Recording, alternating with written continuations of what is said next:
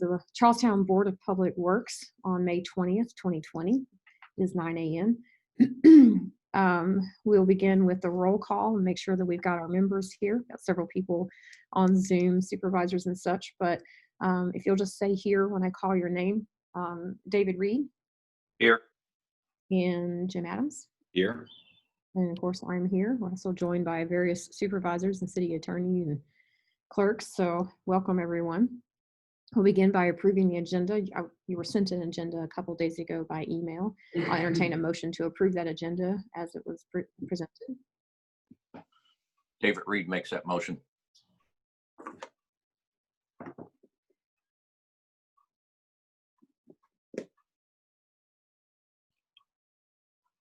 Maybe Jim is frozen. Jim Adams, second. There we go. Sorry.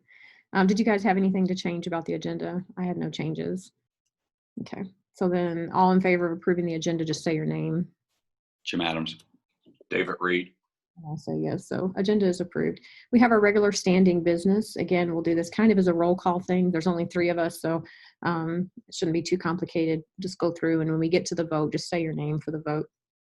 So first we have the approval or correction of the prior meeting's minutes from May 6th. I'll entertain a motion to approve those minutes as they were provided to you. Jim Adams makes a motion. Motion made by Jim Adams. Is there a second? David Reed seconds.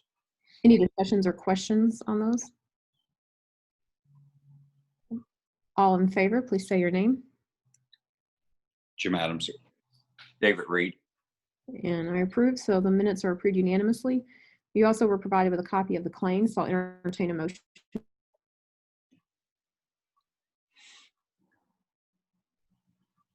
Jim Adams makes a motion. Do I have a motion on the claims? Jim Adams makes a motion. Motion made by Jim Adams. Is there a second? David Reed seconds. Did either of you have any questions or comments on the claims? Seeing none, I'll call for the vote. Just say your name to voice your approval. David Reed. And Jim Adams. Jim Adams, both approve. I approve. Any opposition? Seeing none, you both approve. Claims are approved unanimously. And then our last order of standing business is our payroll allowance docket. So I'll entertain a motion to approve that document as it was provided. David Reed makes that motion. Thank you. Motion made by David Reed. Is there a second? Jim Adams seconds. Seconded by Jim Adams. Is there any discussion? Hearing none, we'll call for the vote. If you're in favor, please say so with your name. David Reed. Jim Adams. And I approve. So the payroll allowance docket's approved unanimously. Thank you. That concludes our standing business. Was there any, Tubby, did anybody show up for public comment? In-person public comment. I received no electronic communication for public comment. So when we have no old business, we can move on to our new business. And we have 2 items that are being presented by Heather Shrimp, our Human Resources clerk. So I will let her explain those. I believe this will require 2 different action steps though. So I'll let her talk through the BMS premium only plan renewal, and we can have that and vote, and then we'll have the BMS COBRA administration contract and do that as well. So Heather, I'll turn the floor over to you to explain what those are for us. The first item, as the mayor said, is the renewal of our premium only plan. This just allows us to make pre-tax deductions for the employee benefits. It will be the same as it has been in previous years. The annual renewal fee is $150. Okay. So this is a comparable plan to what we have. Entertain a motion to approve for employees. David Reed makes the motion. Motion made by David Reed. Is there a second? Jim Adams seconds. Did you guys have any questions for Heather on this or discussion? No. We'll call for a vote. If you're in favor, please say so with your name. David Reed. Jim Adams. And I approve. So BMS premium only plan is approved unanimously. All right, Heather, I'll let you take over and explain the COBRA administration contract. The second part of my business today is an agreement for the company that administers our HRA BMS. They will also be administering our COBRA administration. This is a new service they're going to be offering, Humana always had a company that administered for them. And since we're not going to be with Humana any longer, we're going to have to provide those services in another form. And because BMS already administers the HRA, they seem the most likely candidate to administer the COBRA since they already have our coverage information. They are waiving the initial premium of $250, so there won't be any charge to set it up this year. And the charge is 65 cents per covered live. Okay. So I'll entertain a motion to approve the BMS COBRA administration contract. Jim Adams makes a motion. Thank you. Motion made by Jim Adams. Is there a second? David Reed seconds. Seconded by David Reed. Or do you have any questions or is there any discussion on this one? The insurance we had before, you say that Humana had that covered in our plan? They did. They contracted with a company called WageWorks, and WageWorks covered the COBRA administration for Humana. Okay, and it's 65 cents per individual It's 65 cents per employee per month, per year? per month. 65 cents per month per employee covered on the medical insurance. So it doesn't include any part-timers or anybody that's not covered by the medical insurance. Okay, so the last meeting we had, you had a you had a major savings of premiums. How does that figure into that savings? Or is this an expense that wasn't included last meeting? It is, but we only have 37 covered lives at the time. So that is a monthly charge of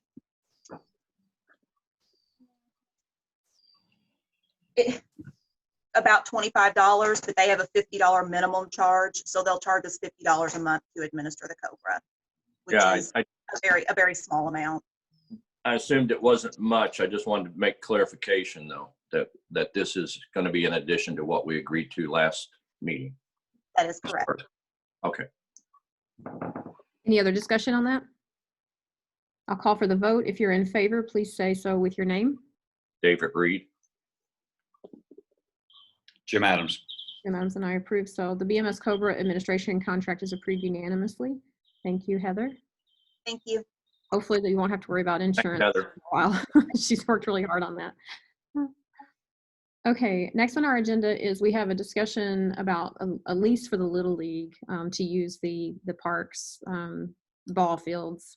And the Little League president is on the Zoom meeting, Chuck Deaton. I emailed out a draft version of this lease. I will give the floor to Chuck to explain the nuts and bolts. And I know that City Attorney Mickey Weber had a couple of points that he wanted to make about this lease agreement. So Chuck, I will cede the floor to you to let you introduce this item. Just make sure you unmute yourself so we can hear you. Yeah, I finally got it figured out. Let's see here. This lease agreement is pretty well copied from the original lease agreement that they made back in, and I've received from the clerk treasurer's office. That was made on May 31st of 1975 with Mayor John K. Bowen. The lease was for 25 years, and it was to be renewed and on June 1st of 2000. And it had a renewal for a 25-year period that wasn't renewed for one reason or another. I'm not really for sure.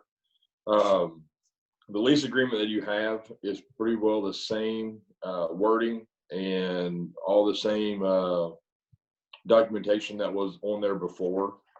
The lease agreement that we're trying to do is for insurance reasons. If someone gets hurt at the ballpark, if a baseball hits them, we had a child last year that got hurt and the insurance covers it, but I'm trying to take the city's liability out of it.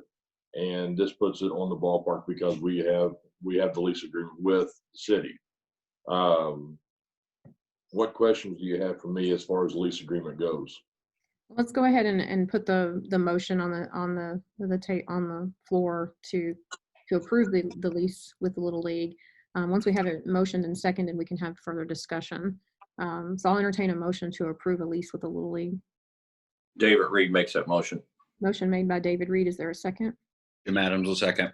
I seconded now during discussion. What questions do gentlemen have about this lease agreement?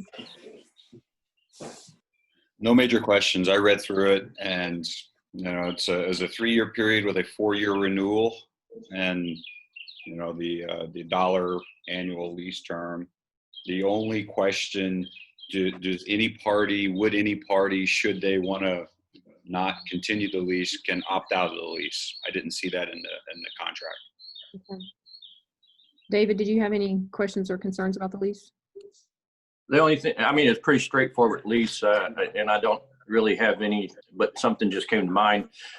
We're doing this for the Little League, for them to participate. Is there any clause or anything else that property could be used for any purposes beyond that?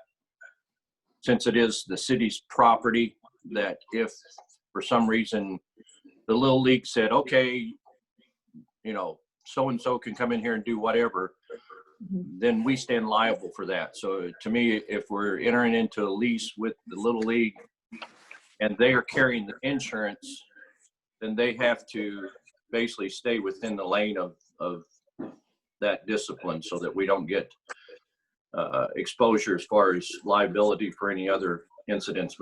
And I don't think it will happen, but just if they were to have a concert or something and somebody got injured in the concert, well, that's not a Little League function. Right, I see what you're saying.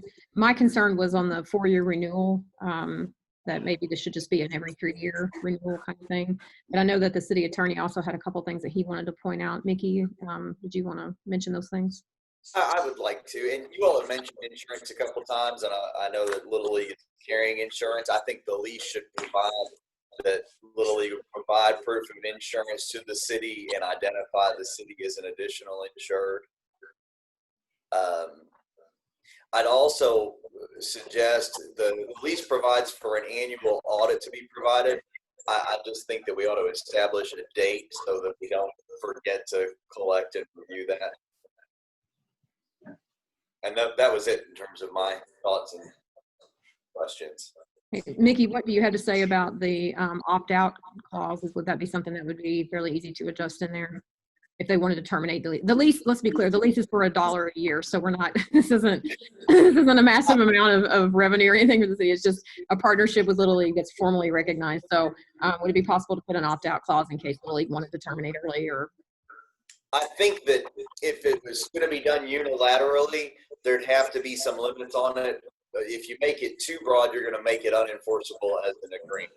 Okay. You can opt out at any time for no reason with just one party having the control, then it's not a binding or enforceable agreement. Okay. So if there was, for instance, an annual opt-out with written notice to be given within the first 30 days of the year or the fiscal year, I think that would be fine. As long as you put some sort of restrictions on when that right to opt out could be exercised.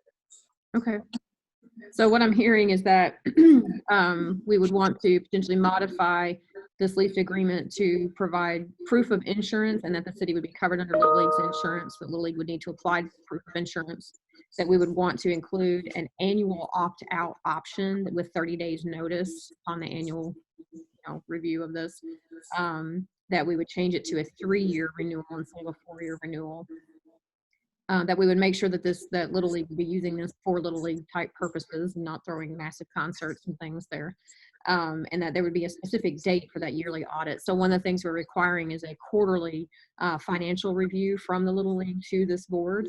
And then also a third-party independent annual audit. And we just need to assign a date. There were dates for the quarterly, but there was not a date for the annual.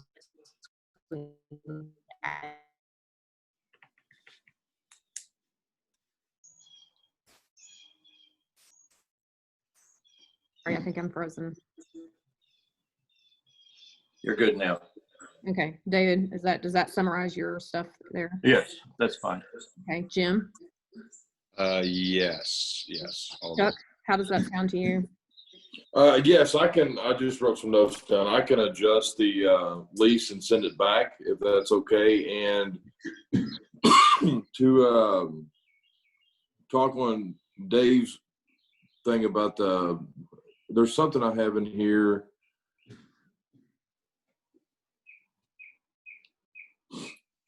Okay, yeah, I'll make sure that all that's added in there. I believe And I'll highlight. there's some restriction I read where the city or Little League can only operate the real estate for the benefit of Charlestown youth. Yeah, that's what I was looking for. Yeah, Jim. I did notice that. I Yeah, read that. I was looking for that, but I couldn't find it that quick.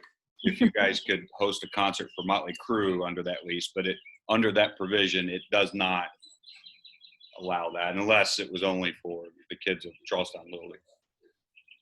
Yeah, and anything other than that, it has to be approved by the leaser. Okay. Okay, I'm satisfied with that. That would suffice. I read through it real quick, but I didn't catch that detail. what I would like to do then is go ahead and call for a vote that we would approve the lease with these stated modifications, that we add insurance, that we provide the annual opt-out period, that there be a 3-year renewal, that there is, make sure that we have it used for Little League purposes, and that there's a specific date for that external audit. And so this is what we're voting for. And then I would also ask the board to approve my ability to sign off on that lease once Mickey Weber and Chuck get that ironed out. So call for the vote on this approval of this lease with these modifications and giving me authority as mayor to sign off on this document. Please show your consent by stating your name. David Reed. Jim Adams. And I approve. So the lease unanimously. We'll get those done and get that signed, Chuck. Okay, thank you all very much. Thank Good you. job. The next item on our list is a review of junk items. The Parks and Quonset Huts staff, our laborers, have been doing a massive cleanup. So to provide a little bit of context on this, the Parks Garage, which is located behind the police station over by Greenway, they've been kind of going through and doing an inventory of the items we have there, and also out at the Quonset Huts where our other garage surfaces are. River Ridge is installing, voted Monday, the board voted to install a new fence out there along that road, trying to help clean up that area, make it look a little more presentable. And so they have identified some junk items that we need to formally declare as junks so that they can. And so on the list includes a large number of old, broken Christmas decorations. These have been looked over and confirmed to be non-functioning by both the parks maintenance crew and Mark Obermiller, who is our contract guy who helps us design our awesome light display every year. So included in the list is an assortment of Christmas items, including 10 boxes of 300 clear lights, 5 incandescent bulbs, 15 boxes of mini lights, 30 broken power cords, 10 boxes of busted small light bulbs that are incandescent. We no longer use incandescents, by the way. 30 or so mini bulbs of miscellaneous incandescent, a box full of old miscellaneous letters, and 50 or so rows of Christmas lights that we don't use due to weather damage. So these are all items, and I believe there was also an old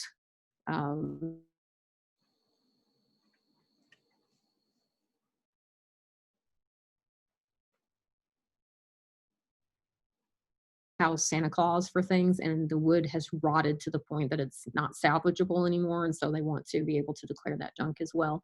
So I will entertain a motion to declare these items junk and allow them to be disposed of as proper. David Reed makes that motion. Is there a second? Jim, did you second that? I couldn't hear you. You're on mute. You're muted. Jim Adams seconds. There you go. I saw you talking. I just couldn't hear you. Did you have any questions about those items? No. All right. I'll call for the vote. If you're in favor of declaring these items junk and letting them be disposed of as proper, as determined by our parks crew and me and the clerk if needed, please show your consent by saying yes. David Reed. Jim Adams. Okay. Or just give me your names. Perfect. I agree. So the items are declared junk unanimously. Thank you, gentlemen. All right, the last 2 items require additional feedback here. So I will turn the floor over to Josh Hillman, our representative from Jacoby Tunes and Lands, our engineering company, to talk about a sewer study. Mayor, thank you. Over the last couple of months, we've been working with you, Mike Perry, and some outside of Charlestown groups, talking about sewers, talking about the existing sewer service, the condition that it's in, talking about capacity, looking at the wastewater treatment plant, working with River Ridge, working with the Wheatley Group, identifying some needs for the near future and maybe some for the long-term future as well. So the current work order that's in front of you, which is work order 2020-03, is for an assessment of kind of a visual assessment of the treatment plant and the major pumping stations, as well as a look at current undeveloped area within Charlestown sewer service area, so that we can identify future capacity needs as well as infrastructure needs. And this is being done so that we can better respond over the next year or more to grant opportunities that may come available, to growth needs within River Ridge, and to just general growth needs within the city of Charlestown. So it's kind of a higher level review so that we can get a cost understanding for capital improvements within the city related to wastewater. Okay, so what I'll do is I'll entertain a motion to approve this work order, and we'll get it first and seconded and then have discussion where we can ask questions before we have a vote on this. So is there a motion to approve this work? Jim Adams makes the motion. And I'm frozen. Frozen again. Can you repeat that? Jim Adams motion. Okay, so I have a motion by Jim Adams. Is there a second? Second by David Reed. Thank you. Okay, what questions do you have for Josh, or for, I think Mike Perry's on here too, if you need to ask anything of him? Just the one thing, we're designed right now, we're class 3 at a 2.2 million gallons. Mhm. And the evaluation would be to go to a 3 to 4 million. Is that the next step up? Currently, right now, we're just targeting 4 MGD as the step, which would be almost a double in capacity. But that's really just kind of a big guess at this point. So what we'd like to do, in conjunction with River Ridge and in conjunction with our undeveloped area, identify what our needs are going to be and what the plan will be to get there. That's just a general guess right now for a 4 MGD facility. But as you all are probably aware, Charlestown appears to have more residential construction going on than any of the other communities in Clark and Floyd County. So we really need to get a handle on that so that we can identify what our growth needs are, but also identify some of the existing conditions of our infrastructure to serve our current clients. Yeah, I get that, and I agree the evaluation needs to be pretty in depth, because River Ridge could really exceed that capacity quickly. As I agree with you on your evaluation of subdivisions being throughout our area, and it seems as though there's going to be some other main arteries constructed in the near future. It's going to add a lot more. So I just want to make sure that, you know, all those are considered. And if River Ridge does come online with us, you know, and we can get into depth about that at a later date, but I'm just concerned about River Ridge occupying too much of our sewer treatment plant at a future date. And I'm not sure how we recover that cost. This has to be, it has to be a growth that happens concurrently with them, working with them alongside of them together, so that what we're doing is the best for everyone. Ultimately, Charlestown will be serving that wastewater area, the north end of River Ridge, and we'll have the opportunity to receive capacity fees as well as the user rates that'll happen in that area. We just need to make sure that we're planning smart growth for everyone here. And I think over the next couple weeks, you know, we're going to be sitting down working with River Ridge to better understand what's going on with them and their time and schedule as well. Okay. I read through that work order real fast. What was the schedule on that? 90 days or less to be completed. We have some timelines we're trying to meet for potential submittal of grant applications that are, they're maybes, you know, but they're things that we want to make sure we hit. So 90 days is the goal. Okay. Jim, did you have any questions? Well, I guess this is just an engineering study. This is how much of a financial component will we put in this study to understand the economics, the benefit or not? So what this will do is come up with the capital project fee or capital costs. And then at some point it'll be turned over to Baker Tilly to evaluate as a part of our overall sewer rate structure. But this is going to give them kind of a higher level look to say, what does this do to us for the next 10 or 20 years? From a financial perspective. Yes. Yep. Okay. All right. If there's no other questions, I'll call for the vote on this to show your assent, your agreement to allowing JTL to implement this work order for the sewer study. Please say your name. David Reed. Reed approves. And Adams approves. I approve. Work order is approved unanimously. Thank you. Thank you, Josh. Thanks, Josh. Good work. Thank you. And then the last item I have on the new business, it doesn't require necessarily action from the board, but I've asked Lee Slaughter, who is the supervisor for our sanitation department, to join us today to talk about a very significant need that the department has to put the board on alert for action that we may have to take in the coming months. So Lee, I'll turn the floor over to you and just let you provide that update for us. Okay, I've started the bid process on the garbage trucks. I've got one bid. I just got off the phone this morning with Municipal. They're giving me another bid. I'll have it Friday. And I've got Central Indiana truck up in Indianapolis. I've called them, but I haven't got any contact back from them. You know, it's still that truck that we have it's just in. If I can get 6 more months out of it, I think we'll be lucky. We had to service transmission the other day because it's starting to take a dump on us. So other than that. And this is, to be clear, this is the backloader truck that Mike Pearson, that requires a driver and 2 tippers that ride on the back to put stuff in. Yes, ma'am. It is what we like to do is go to another automated, a smaller automated truck. That's what we're speccing out. And that way we can get into cul-de-sacs easier. The big truck just can't do it. There's certain areas he just can't get to. So I think if we get the other one, we'll still have about a 300 to 400 can capacity on it. And it should help us. We'll have 1 guy instead of 3 doing it.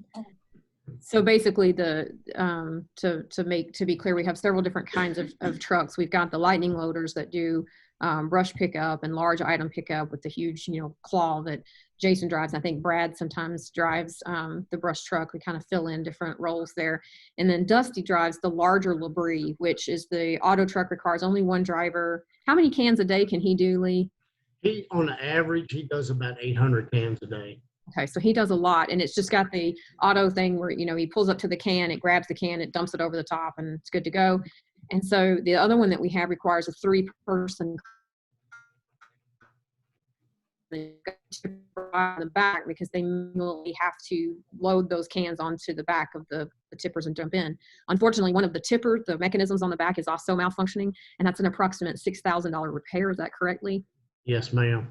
So, we're just starting to put a whole lot of money in this truck with transmission going bad and everything else that it's getting to the point where it's quite detrimental. And so I've asked Lee to price out other trucks, and in talking, and we looked at, he can get another smaller truck like Dusty's that has the auto that wouldn't require the 2 additional tippers to ride on the back because it would have auto, but it also is smaller, can get through the cul-de-sacs in our neighborhoods. won't cause as much road damage, for instance. And it has a door that opens, so if they need to use it for the large bulky item pickup, they can still do that. So I've asked him to get those priced out for us. This is coming down the pipeline. We're going to have to find a way to fund a new truck and get this. Otherwise, our trash routes are going to be significantly impacted, and that's gonna hurt our service. And we don't want that. So I wanted the board to be just aware of where we are in this process. It doesn't require your action right now. Lee, is there anything else you wanted to add? Yeah, with this COVID-19, everybody's been home. We have been just swamped with work orders. To give you an idea of what I'm talking about, December we had 200 work orders. January was 350. February was 300. March was 300. And April was 500. And we're looking at about 600 or 700 for this month. Wow. Okay. So that just puts an extra burden on the vehicles, all of them, but especially this old truck. Yeah. Okay. All right. You guys have any questions? How's the maintenance on a automatic side loader compared to a rear tip? They're fairly. We use this company, the Labrie, and that's all they make is garbage, recycled trucks. And I can tell you, through my 20 years that we've had these, every time you buy a new truck, they just improved it. They build on the improvement. And that's one of the reasons we really like the Labrie. It's from Canada, but the parts are available. There's no problem. All you have is a chain adjustment. Nowadays, that's about all you have to do. You might break a finger off, you replace it. We next day air everything, and do you feel like great support from the company. Do you feel like you're gonna have less maintenance with the automatic versus the tipper? Yes, sir. Yes, sir. Yeah, about the only thing you have now is, like I say, you might break something, a bolt comes out. But as far as actual arm, you just maintain adjustment on your chains, and that's about all you have to do. Okay. Is the initial cost for a automatic versus a rear tipper, is there a big difference, or do you know? Oh yeah, I would. I haven't priced the rear loader, the tipper, but the first estimate that I got was between, I think it was $275, $285 for a 24 yard. That's a single axle. That's about as big as you can go with a single axle. So that'll be about 300-400 cans you can get in there. And we're looking at, with the growth of the city and the new homes, that we're just, we're just going to have another, 600-700 cans within a year or two. So that's going to be, we're the Labrie that we have now, we're working at about 900 cans a day is about the max is what you can do. And he's already running twice a day to the landfill. So if we do get this other one-arm truck Labrie, it'll be faster. They're faster. You don't have the guys out. You don't pick up trash. You're going to get needles in your hands and things like that. So I think that's a smart way of doing it, is going with the automated truck. Lee, will this cut down your man hours on the routes, or? Yes, it should. It should. But like I say, the routes are growing. I mean, we ordered 100 cans. I got them, I think end of February, and we're out of cans now. And it's just people wanting new homes. They call, they need a can, or people need a second can. It's just really snowballed. We got a lot of new growth in town. So Currently, a driver and. Hey, Tony, off the top of your head what our new permits are? Yeah, right now we're at 87. We're 27. Okay. I just checked with Tony Jackson. He's here in the audience. I asked him about current building permits. He said we're at 87. We're 27 more this year than where we were at this point last year. So those new houses are really, they're going in. So. I think Jim's question was going to be the same as my question. Go ahead, Jim. I forgot my question, actually. I think you were saying you're going to have a driver and 2 tippers on one truck, and we're going to lose 2 tippers. Do we have a place to put What those guys? happens to employees? Oh, yeah, I'm sure there's plenty of work to be done, so. They're part-time laborers right now, those 2. And so there's plenty of part-time grass cutting and other work that can be done. So that's not going to be a problem. I'm sure the grass, I see Marissa, the Parks Director, Parks Department always needs help with cutting grass. So I don't think it would be difficult to keep those 2 part-time folks on and doing different labor. And then they would still be needed on trash routes at times. They would still be needed to go out and help pick up bulky items and things. So. Guys. Okay, well, thank you, Lee, for the update. Thank you, everybody, for being here. I have no other business. If the board members have no other comments or questions, we can entertain a motion to adjourn. David Reed makes a motion to adjourn. Motion made by David Reed. Second. Jim Adams seconds. All in favor, just say your name. Jim Adams. David Reed. I agree. We are adjourned. Everyone have a great day.